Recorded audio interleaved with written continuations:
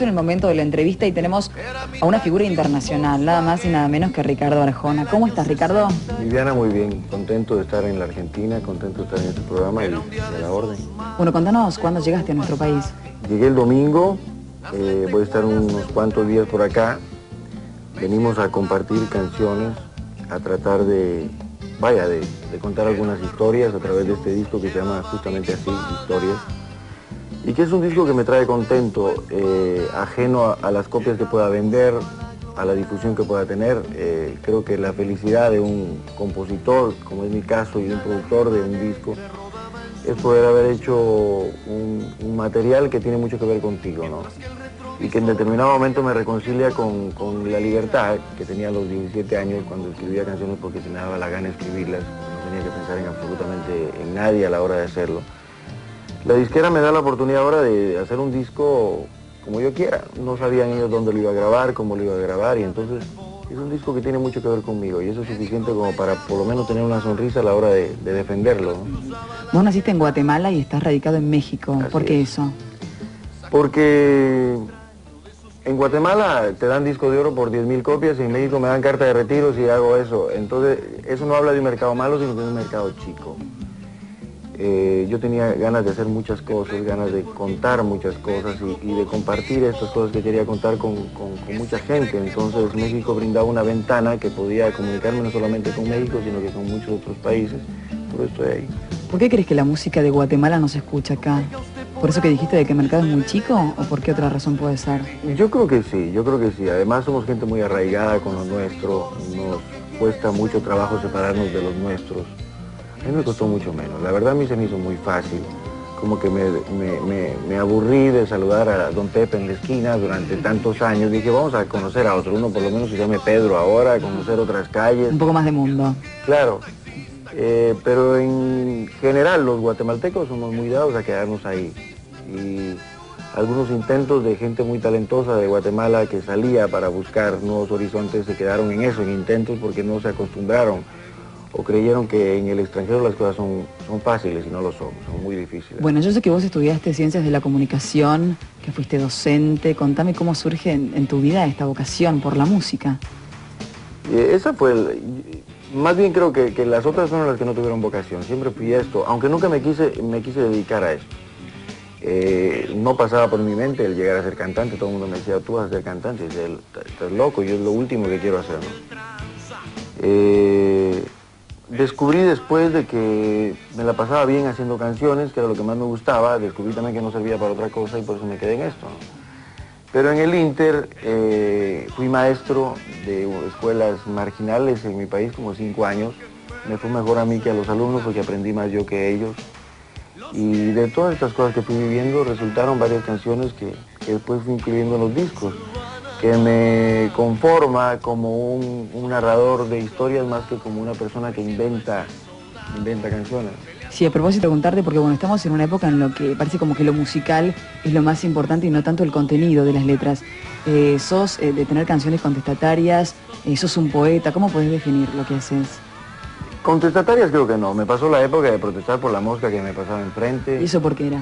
Porque había 1000 cosas por qué protestar en aquel tiempo, en la época de los gobiernos militares en mi país, que era terrible. Vaya, volteabas a ver a tu derecha así un poquito y ya tenías 10 cosas por qué protestar. Entonces, además, esa rebeldía típica de los 16, 17 años, pues, no te da para otra cosa, ¿no? Yo protestaba por todo. Mi madre decía en ese tiempo que no había cosa más peligrosa que yo parar en un escenario con una guitarra, ¿no? Además, ella temía porque en ese tiempo desaparecía gente como insecto, ¿no? Después me fui dando cuenta que habían más cosas de qué hablar. Me enamoré y escribí mi primera canción que tenía algo que ver con el amor, pero tampoco me quedé ahí. ¿Y esa canción cómo se llamó? Uy, me la pusiste difícil. Yo soy el de la memoria, soy el peor. Creo que ¿Nunca formó parte de ninguna placa de esa canción? No, creo que fue Niña y Mujer. Pudo haber sido la primera canción sentimental que escribí. No.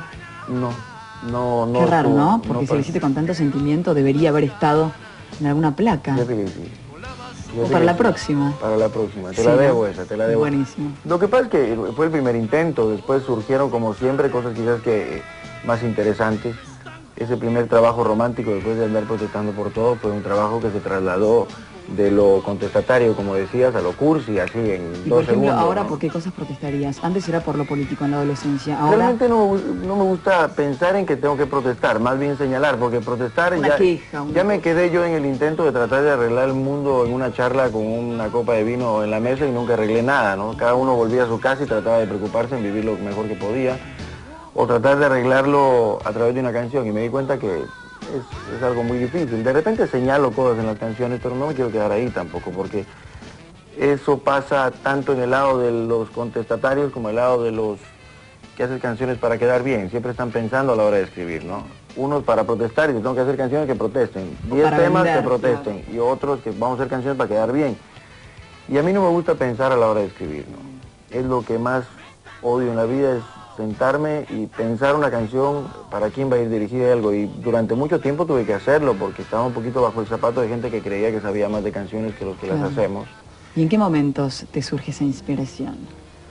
La inspiración de hacer canciones en el menos esperado. Porque decís que no te sentás para escribir, ¿en qué momentos entonces? Cuando siento algo ahí que es una especie de trance medio raro que puede pasar desde el baño hasta en un avión, ¿no? Y por ejemplo el tema mujeres, ¿en qué momento lo escribiste? Fíjate que ese Tienes que tema, contar la verdad, por favor. fíjate, no tiene una dedicatoria especial para una mujer porque habla de una generalidad, lo cual es una tarea difícil porque es difícil generalizar, y más cuando se trata de mujeres, ¿no? Pero este tema nació 2 días antes de marcharme a hacer el disco, no estaba incluido dentro del disco. Nació, creía que tenía cierta fuerza el tema y lo incluimos así, ¿no? Resultó ser un tema que abrió ciertas puertas. Yo creo que quizás no el tema más importante de ese disco, pero sí el que dejó que alguna gente se amarrara de este tema para que después escuchara a otros, como Jesús Verbo no sustantivo. Un tema que te decía un trajo poquito muchos más. problemas con la iglesia, ¿es cierto eso? Más bien le trajo problemas a la iglesia, ¿no? Yo no tuve problemas, yo me la pasé bien escribiéndolo, me la pasé bien grabándolo y produciéndolo, pero lo demás ya, mi función termina ahí, y después cantarla en los conciertos. Lo que pasa después, en Guatemala decimos que al que le quede el saco que se lo ponga, ¿no? Y si se lo puso alguna gente, pues eso fue el problema de ellos, ya no fue el problema de ellos. Contame de tu última placa de historias, ¿cuáles son los temas que más rescatás o los que más sentiste cuando escribiste? Todos tienen algo que ver, me sentí contento haciéndolos todos. Por eso es que me costó trabajo sacar, eso es un disco de 14 canciones. Entonces me salgo un poquito del esquema de los 10 temas en un disco para poner 14 porque me costaba trabajo sacar alguno, porque todos tenían algo que ver conmigo, yo estaba identificado, no necesariamente que yo los haya vivido, pero me sentí identificado con ellos. ¿Y el tema Historias de un taxi? Ese tiene que ver con los, valga la redundancia, con los taxistas en México que fueron mis primeros amigos y que descubrí después de montarme a muchos taxis que no había ningún taxista, por gordo, flaco o feo que estuviera, que no me contara la historia de alguna rubia que se la había llevado a la cama hace 2 días. Siempre que me contaban alguna historia me contaban siempre eso. Entonces yo de repente me comencé a preguntar, bueno, este tipo me está contando que se está llevando a una rubia, pero ¿dónde está la mujer de él? Porque yo de repente pienso que también no rima en cuestión de horarios, ¿no?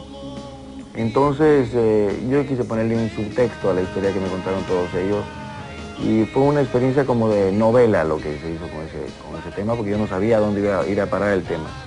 No era que yo tuviera la historia ya establecida, ¿no? De repente me emocioné mucho cuando el taxista encontró a su mujer con el marido de la rubia que se subió a su taxi. Terrible, ¿no?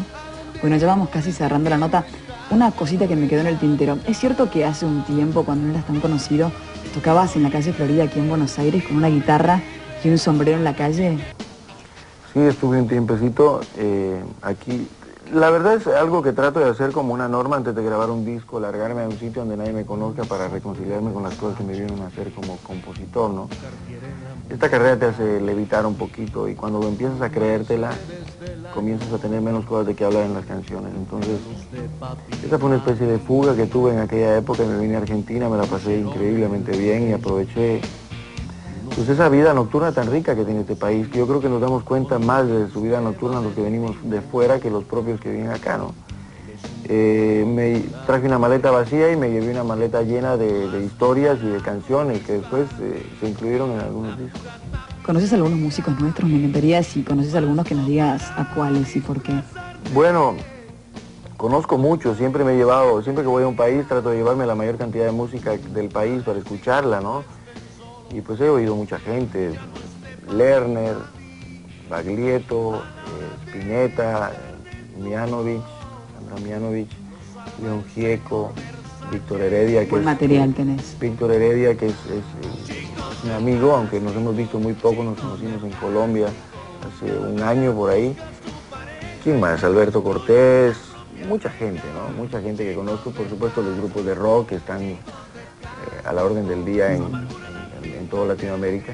Conozco mucha gente de Argentina y me he llevado siempre algo de la música de ellos para escucharla, claro. Bueno, Ricardo, muchísimas gracias por haber estado en Música Total. Bienvenido a nuestro país, espero que te vaya muy bien. Tus temas se escuchan muchísimo acá. Gracias, Viviana, gracias. Me encantaría, bueno, ¿qué me querías decir? No, que te despides vos, que cierres vos el bloque con el tema del video que vos quieras presentarnos para toda la gente que está en este momento viendo Música Total. Listo, ¿te conozco, te parece? Me encantaría. ¿Sí?